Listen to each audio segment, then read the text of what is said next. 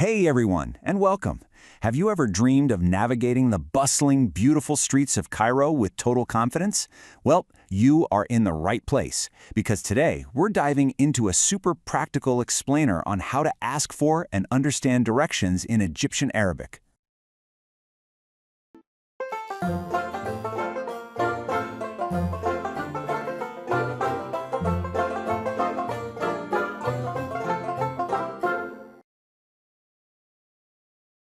Okay, so picture this. You've just landed, the energy of the city is just electric, right? But you have no idea how to find that amazing restaurant you read about online. Look, it's a feeling we've all had, but don't you worry, we're about to give you the exact tools you need to solve that problem. So here's how we're going to do it. We'll start with a simple quest, then we'll build up our vocabulary toolkit. After that, we'll learn how to ask the right questions and understand the answers. We'll see it all come together in a real conversation, and then we'll finish up with an ultimate cheat sheet of the most important phrases. Ready? Let's get started. All right, to make this all feel a bit more real, we're going to go on a little quest together. Our mission? It's simple, but honestly, it's crucial for any traveler. We're going to find a restaurant. This is the perfect way to give some real-world context to all the words and phrases we're about to learn. Okay, first things first. Before we can build sentences, we need the building blocks, right? The essential vocabulary. So for these next few, I'm going to say each Arabic word twice. Listen closely the first time, and hey, feel free to say it out loud with me the second time. It really helps. Okay, our first word is house. In Egyptian Arabic, that's bait. Listen again, bait. Simple as that. You'd use this to talk about someone's home. Next up, we have work or workplace. This is shugul. Let's try that again. Shugul. Pretty straightforward, isn't it? And here it is, the target of our whole quest, restaurant. This is a really important one. It's pronounced meyt'am. One more time now, meyt'am. Definitely remember that one. We're going to be using it a lot. Okay, let's run through a few more essential spots you'll definitely need. First up is cafe, and this one is nice and easy. It's just cafe. Next, supermarket, also super similar, supermarket. And finally, a really useful one, street. That's chez 3. Let's say it again, chez 3.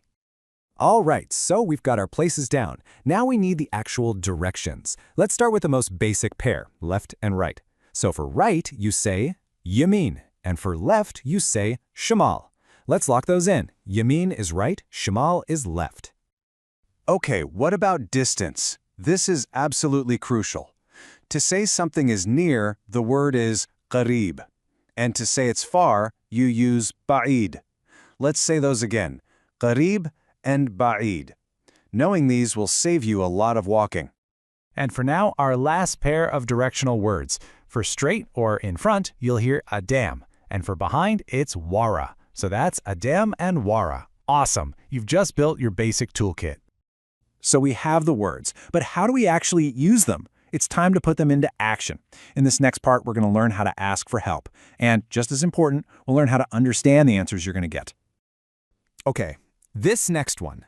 This is your golden key, your magic question.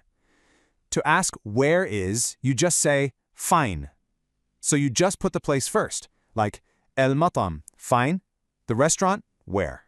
See? So simple, but so powerful. Okay, so you've asked your question. What kind of answers are you going to hear? Let's go over the big three. You'll almost always hear go straight, which is ruh ala tul. Then you'll get turn right, lif yamin. Or, of course, turn left, lif shimal. Honestly, these three phrases are the heart of getting directions. Of course, people are also going to tell you about the distance. If it's nice and close, they'll probably say, arib min hina. That means near here. But if it's a bit of a trek, you might hear ba'id shwaya, which means a little far. So you just have to listen for that key word. Arib for near or ba'id for far. All right, this is the moment we've been building up to. We've got the words, we've got the phrases, and now we're going to see how it all clicks together in a simple, totally realistic conversation. This is what it sounds like on the street. So, our person starts things off politely with la samahet, which means excuse me. And then they go right for it with our magic question, el mat'am fain. Where's the restaurant? Perfect start. And the answer comes back, starting with that classic phrase we just learned, ru ala tul. Go straight. Nice and simple, a clear instruction. But wait, there's more. The person adds, wibeden, which just means and then. So the full command is wibeden left yamin. And then turn right. Okay, so go straight, then turn right. We're getting close. I can feel it. Now our traveler wants to know, is this going to be a long walk? And this is a great example of how you can use just one word as a full question. They just ask, بعيد? Is it far? And the answer comes back, and it's good news. La, to. That means no. And it's followed by that other phrase we learned, قريب من هنا. No, it's near here. And just like that, success, quest complete. A delicious meal is just around the corner. Wow, we've actually covered a lot of ground, haven't we?